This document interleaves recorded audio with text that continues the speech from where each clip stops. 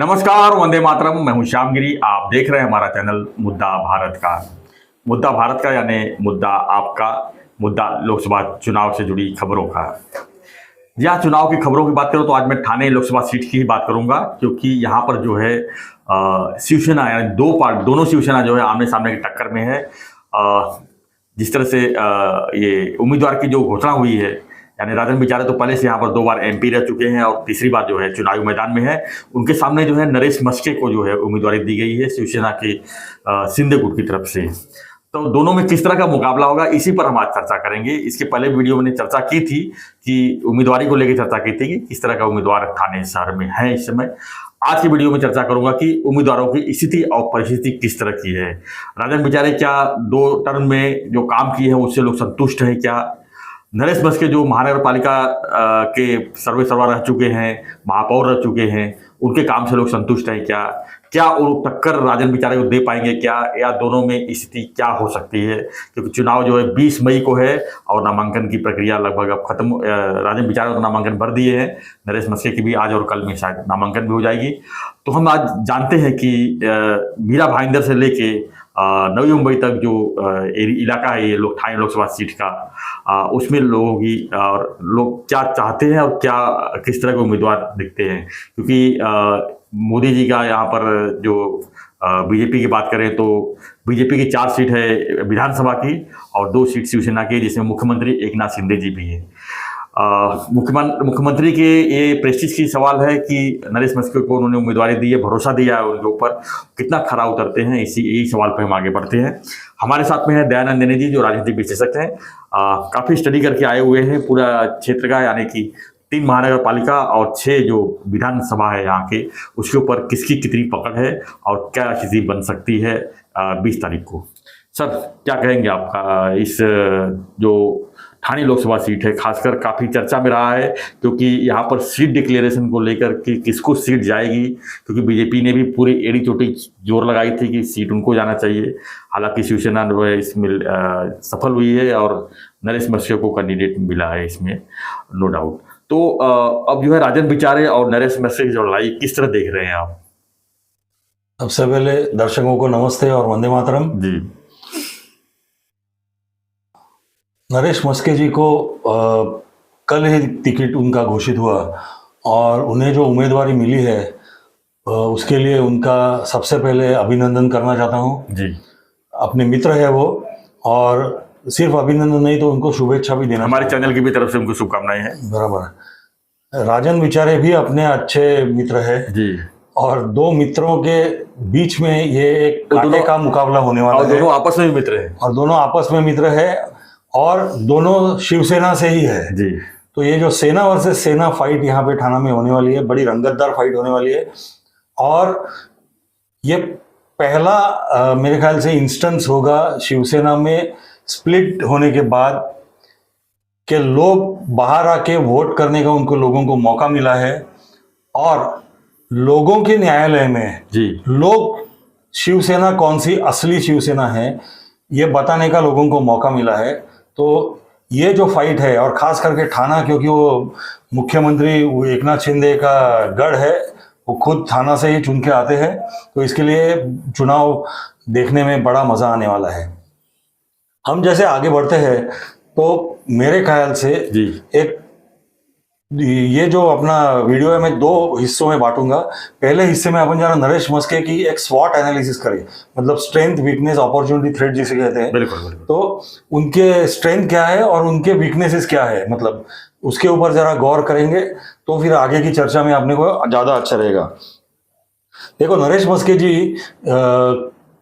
Basically एक नगर सेवक रह चुके हैं जी, और वो 2 बार नगर सेवक चुन के आए। उसके पहले वो स्वीकृत सदस्य करके महानगर पालिका में सदस्य थे। तो सबसे पहले ये बहुत बड़ी छलांग उनके लिए होने वाली है अगर वो चुन के आते हैं नगर सेवक टू आपका खासदार। इसके पहले ठाणे में ऐसे हुआ है, प्रकाश जी परांज पे थे तो वो भी नगर सेवक थे और वहां से डायरेक्ट वो खासदार बन गए थे। सतीश प्रधान जी भी तो ये बड़ा नहीं, ये खास करके इनका मैं कह रहा हूँ, प्रकाश फड़नवीस पे, सतीश फड़नवीस लोकसभा चुने नहीं गए थे, राज्यसभा में। हाँ राज्यसभा में गए थे। तो प्रकाश फड़नवीस जी के बाद में उन्होंने जो ये विक्रम किया था, नगर सेवक टू खासदार, ये दोहराने की एक संधि, एक मौका मिला है नरेश मस्के जी को। उनकी सबसे बड़ी ताकत क्या है नरेश मस्के जी की, अगर देखा जाए तो वो ऐसे संगठन से जो आते हैं जो केडर बेस्ड संगठन में, मतलब वहां पे शिवसेना का जो कार्यकर्ता है वो उनकी सबसे बड़ी ताकत है। और उनका सुदैव है कि उनके साथ में उनकी जो सपोर्टिंग पार्टी है भारतीय जनता पार्टी, वो भी एक केडर बेस्ड ऑर्गेनाइजेशन है। तो ये दोनों संगठन की जो मूल ताकत है वो उनके कार्यकर्ता है, उनका संगठन है, उसकी रचना है।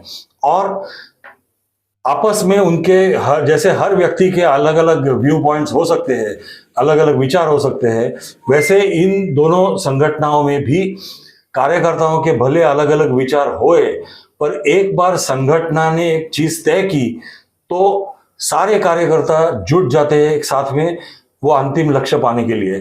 तो ये जो संगठन की ताकत है, केडर बेस्ड ऑर्गेनाइजेशन, ये नरेश मस्के जी की सबसे बड़ी ताकत है। उनकी दूसरी ताकत मैं कहूँगा जो है वो है मुख्यमंत्री एकनाथ जी शिंदे जी का उनको टोटल सपोर्ट।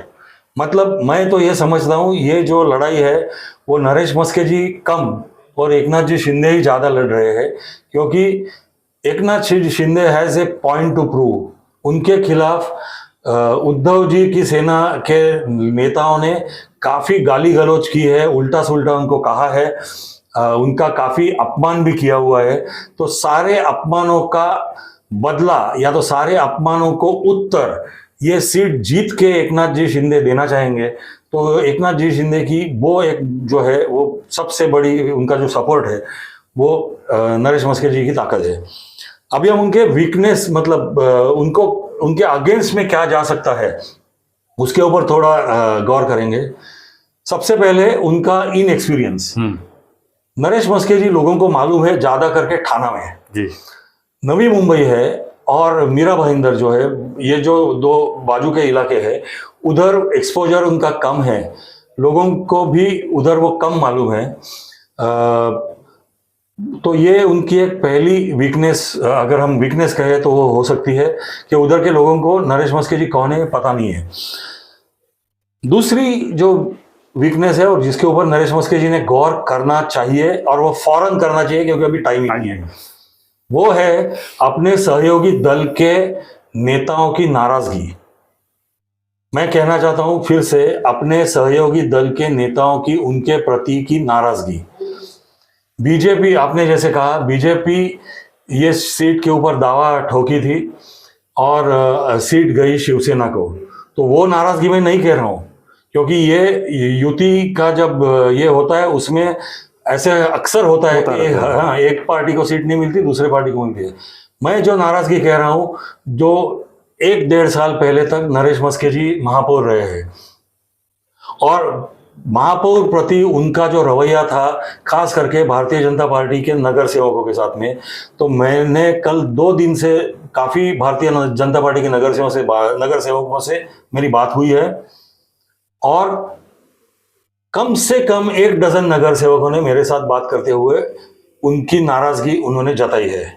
अभी उनमें हिम्मत है कि नहीं कि वो ये नाराजगी खुल के बात करे, प्रकट करे, ये मुझे पता नहीं, पर जो है वो मैं बता रहा हूं नरेश मस्के जी को उनके अच्छे के लिए कि क्या नाराजगी है, तो फिर उन्हें जो कदम लेना है वो ले सकते हैं।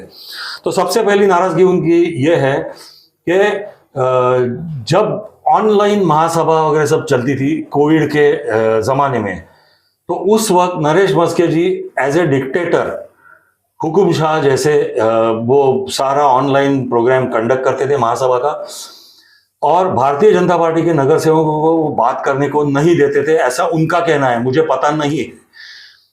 वो जो नगर सेवकों ने मुझे बताया वो कहते थे कि हम जैसे बात करने लगे तो ये हमारा माइक्रोफोन ऑफ कर देते थे और हमें बात ही करने नहीं देते थे।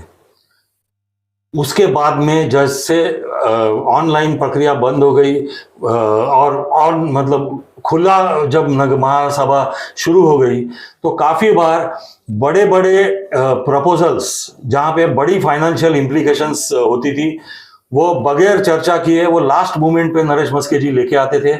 और जब भारतीय जनता पार्टी के नगर सेवक वो प्रपोजल्स को ऑब्जेक्ट करते थे तो उनका कहना ऐसा है कि नरेश मस्के जी उनको काफी ताने मारते थे कि लोकसभा में आप लोग जैसे हमारे साथ बर्ताव कर रहे हो वैसा ही बर्ताव हम यहाँ पे आपके साथ कर रहे हैं, और यहाँ पे अभी हमारी सत्ता है, जब आपकी सत्ता आएगी तब आप भी हमारे जैसा बर्ताव करो। यहाँ मैं टोकूंगा, जिस समय की आप बात कर रहे हैं उस समय नरेश मस्के उद्धव ठाकरे जी के साथ में थे। उसके बाद जो है 2022 में जो है तांतर हुआ तो नरेश मस्के जो है आगे शिंदे साहब के साथ यानी बीजेपी के साथ में आ गए और वहां बंटवारा हो गया। तो हम जो है इस पॉइंट को जो है इस हिसाब से देखेंगे कि उस समय नरेश मस्के की मतलब गलती नहीं दे सकते क्योंकि वो उद्धव ठाकरे के साथ में थे। तो उद्धव ठाकरे जी का और बीजेपी के साथ किस तरह का नाता रहा है 2019 के बाद वो सभी को पता है कि किस तरह का खेल चला और बाद में संतांतर हुआ, पार्टी टूटी और उसका खामियाजा भुगतना पड़ा उद्धव ठाकरे को। हालांकि नरेश मस्के बाद में जो इधर आ गए, अब आगे बढ़ते। तो मैं अभी आपको आपने जो कहा वो बराबर है। अभी मैं आपको दो सत्तांतर होने की जो बात है उसके बारे में बताता हूं क्योंकि उसके बारे में भी नाराजगी है। भारतीय जनता पार्टी के नेतागणों में और भारतीय जनता पार्टी के पदाधिकारियों में और भारतीय जनता पार्टी के कार्यकर्ताओं को एक बड़ी नाराजगी है कि गत 2 सालों में उनको जो निधि उपलब्ध होना चाहिए, जितना निधि उपलब्ध होना चाहिए, वो भारतीय जनता पार्टी के आमदार हो या नगर सेवक हो उनके एरिया में उतना निधि उनको मिला ही नहीं। सारा निधि जो था वो शिवसेना के आमदार, शिवसेना के नगर सेवकों को मिलता था। भारतीय जनता पार्टी के लोगों को ये निधि मिलता नहीं था, ऐसा उनका कहना है। अभी ये सच्चा है झूठा है वो दोनों पार्टी ही जाने, क्योंकि उनका आपस में इंटरेक्शन होता था। जो बात मेरे सुनने में आई है नहीं, ये बात तो सही है कि मुख्यमंत्री एकनाथ शिंदे जी का और जो यहाँ के विधायक बीजेपी ठाणे शहर के केलकर साहब जो है संजय केलकर के बीच में जो है सही चीज संबंध नहीं दिख रहा था, क्योंकि पिछले 2 साल में भी नजर रखा था हर जगह जो है शिंदे साहब का विरोध जो है संजय केलकर करते आ रहे थे। कहीं ना कहीं कुछ तो मनमुटाव था ही, चाहे फंड को लेकर रहा होगा चाहे कुछ तो लेके कुछ अंदरूनी मामला जरूर दिख रहा था। और एक आखिरी जो मैंने कहा उन्होंने बताया बात वो था कि कोविड वैक्सीन के वक्त में जो कोविड वैक्सीन का डिस्ट्रीब्यूशन था तो उस वक्त भी भारतीय जनता पार्टी के नगर सेवक या नेतागण जब रिक्वेस्ट करते थे कि हमारे यहाँ पे हमको कैंप लगाने का है तो उस वक्त भी ज्यादातर पार्शियलिटी की गई शिवसेना के नगर सेवकों के साथ में या शिवसेना के नेताओं के साथ। वो भी पीरियड जो है उद्धव ठाकरे के साथ में रहा होगा जो आप बात कर रहे हैं। हाँ, उस समय जो है ये मामला पूरा बीजेपी शिवसेना की खटास की बात है ये। उस समय शिंदे साहब भी जो है उद्धव साहब के साथ में थे। नहीं, मैं एक बात यहाँ पे ये कर रहा हूँ कि मेरा काम जो मैं आज कर रहा हूँ वो जो होटल में आप जाते हो तो जो वेटर आके खाना परोसता है तो वो मैं आज खाना परोसने का काम कर रहा हूँ नरेश मस्के जी को। वो खाना बनाया किसी और ने है और खाने वाले कोई और है, मैं बीच का वेटर हूँ। मैं खाना मतलब I am the bridge. Election है, मनमुटाव जो लोगों के बीच में हुआ है वो बात करके अगर खत्म करना है तो मालूम होना चाहिए कि क्या प्रॉब्लम है। तो मैंने प्रॉब्लम जो है वो बता दिया है। अभी आगे वो जो दोनों पार्टी है उनके ऊपर निर्भर है। अब बात करते हैं कि अभी वोटिंग का परसेंटेज किस तरह का। अभी मैं आता हूँ गणित के ऊपर। जो पहली बात थी वो मैंने खत्म कर दी स्वॉट एनालिसिस के इसमें। अभी मैं आता हूँ गणित के ऊपर। गत वर्ष 2019 में जब चुनाव हुए तो राजन विचारे जी को 7,40,000 वोट लगभग पड़े थे और उनके खिलाफ थे आनंद परांजपे राष्ट्रवादी कांग्रेस के, उन्हें 3,28,000 वोट मिले थे। काफी गैप था दोनों में। और वंचित बहुजन आघाड़ी को लगभग 50,000 वोट मिले थे। अभी ये बेस हमने पकड़ा, इस साल लगभग 18 लाख 19 लाख तक वोटर है थाना लोकसभा में। तो हमने जब एक्सरसाइज हमारा चालू किया तो हमने जो आजकल ट्रेंड चल रहा है वोटिंग का तो हमने वही पकड़ा कि अगर 60% वोटिंग हुआ तो लगभग 11 लाख वोटिंग होगा। लास्ट टाइम भी जो वोटिंग परसेंटेज हुआ था वो भी उतना ही था। तो आज जो मैं आपके सामने आंकड़े रख रहा हूं उसका बेस है कि हम सोच रहे हैं कि 60% अगर वोटिंग हुआ तो क्या होगा। कम हुआ तो आंकड़े बदलेंगे, ज्यादा हुआ तो भी आंकड़े प्रोपोर्शनली बदलेंगे। अभी जो 7,40,000 वोट या 7.5 लाख वोट राजन विचार जी को मिले थे, उसमें शिवसेना के भी वोट थे और उसमें बीजेपी के भी वोट थे। इस बार बीजेपी तो फाइनल। और आज मैं मतलब I am in A mood के सामने वाले की जो भी डिमांड है या तो सामने वाले का जो भी कहना है वो मैं मान के आज सारे मेरे आंकड़े रखने वाला हूं आपके सामने। तो शिवसेना और भारतीय जनता पार्टी में ताकतवर कौन है, तो ज्यादातर यहाँ पे ठाणे की बात जब करते हैं तो शिवसेना वाले बोलते हैं कि उनकी ताकत ज्यादा है, तो मैंने मान ली है। और मैंने शिवसेना और भारतीय जनता पार्टी में शिवसेना की ताकत ज्यादा है ऐसे शिवसेना के लोग कहते हैं, तो मैं मान लिया है उसको कि यस शिवसेना की ताकत ज्यादा है। और वो जो 7.5 लाख वोट जो थे राजन विचार जी को, तो उसमें मैंने पकड़ा है कि 4.25 लाख वोट शिवसेना के रहेंगे और 3.25 लाख वोट भारतीय जनता पार्टी करेंगे। और मैं ये तीनों एरिया बोल रहा हूं साथ में पकड़ के, नवी मुंबई, ठाणे और मीरा भाईंदर। और ये मैक्रो लेवल पे एनालिसिस कर रहा हूं मैं। अभी उसके बाद में शिवसेना में हो गए स्प्लिट, तो स्प्लिट होने के बाद में भी नेचुरल जस्टिस कहता है कि जब तक तुम्हारी पहली टेस्ट नहीं होती जो बता देती है आपको कि आप किसकी ताकत ज्यादा है, तब तक नेचुरल जस्टिस ये कहता है कि दोनों की ताकत समान है, ऐसे आप पकड़ के चलो जी। पर इधर भी महाविकास आघाड़ी के लोग कहते हैं कि उद्धव ठाकरे जी कहते हैं कि सारे नेतागण 67 नगर सेवक जो ठाणा में थे उसमें से 65 नगर सेवक एकनाथ जी शिंदे के साथ गए हैं, और दोनों उनके जो विधायक थे वो भी एकनाथ शिंदे जी के साथ है, उसमें से एक एकनाथ जी शिंदे स्वयं है। फिर भी वो कहते हैं कि केडर मतलब वोटर जो है शिवसेना का वो मेरे साथ में है। तो चलो मैं आज वो भी चीज मान ली है और मैंने कहा कि चलो 50-50 नहीं, हम 60-40 कर लेते हैं। तो 60-40 करने के बाद में ये आपको चित्र दिखेगा कि एक वो जो वोट 4.25 लाख वोट जो शिवसेना के थे 2019 में, उसमें से 2.5 लाख वोट है समझो उद्धव जी ठाकरे के जी, उनकी जो सेना है उसके, और 1,70,000 वोट एकनाथ जी शिंदे के गठ के है। अभी ये देख के शायद ये लोग मेरे से नाराज होंगे, पर मैं आपको एक बात क्लियर करना चाहता हूं, ये सिर्फ एनालिसिस करने के लिए हमने आंकड़े पकड़े हैं। ये आंकड़े ऐसे ही है कि नहीं ये अपना इलेक्शन बताएगा। तो एनालिसिस करते वक्त 2.5 लाख वोट उभा ठाके है, 1,70,000 वोट समझो एकनाथ शिंदे के पास है।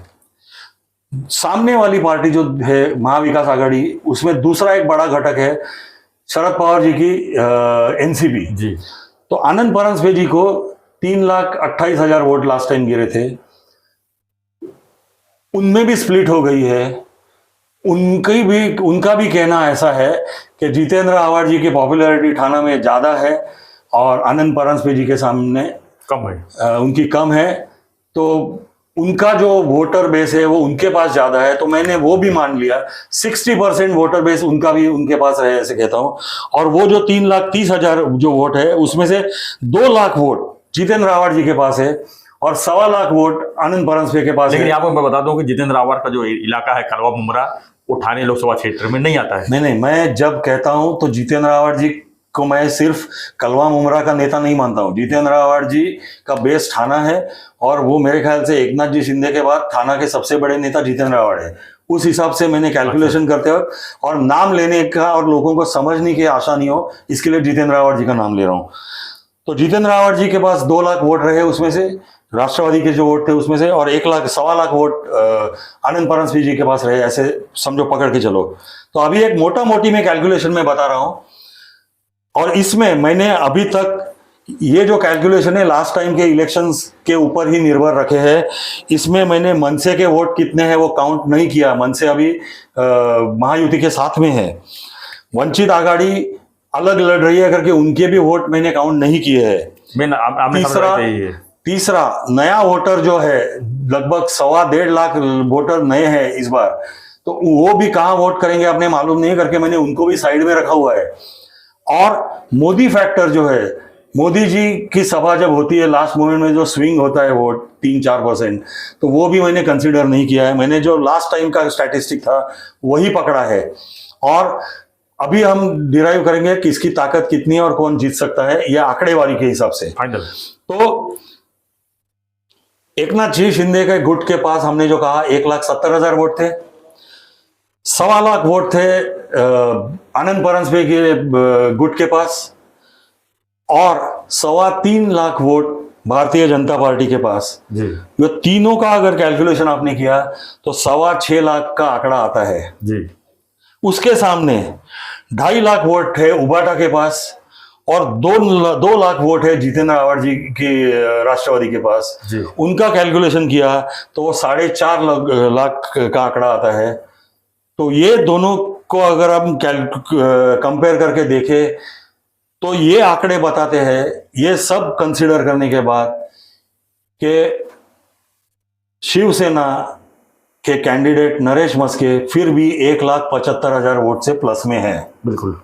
और फिर मैं एक कहानी का जो आखिरी ट्विस्ट है वो देना चाहता हूं कि लोग जो कहते हैं, जो बाजार में चर्चा चलती है, पत्रकार लोग जो बोल रहे हैं कि बीजेपी वाले नाराज है वो वोट नहीं देंगे, या तो शिवसेना वाले नाराज है वो वोट नहीं देंगे। तो चलो अपन एक आर्ग्यूमेंट के सेक पे ये जो 1,75,000 जो वोट है उसमें से 50,000 वोट और निकाल डालो तो भी 125, तो भी 1.25 लाख वोट से आज के जमाने में कैंपेन शुरुआत होते वक्त नरेश मस्के जी 1.25 लाख वोट से प्लस में है।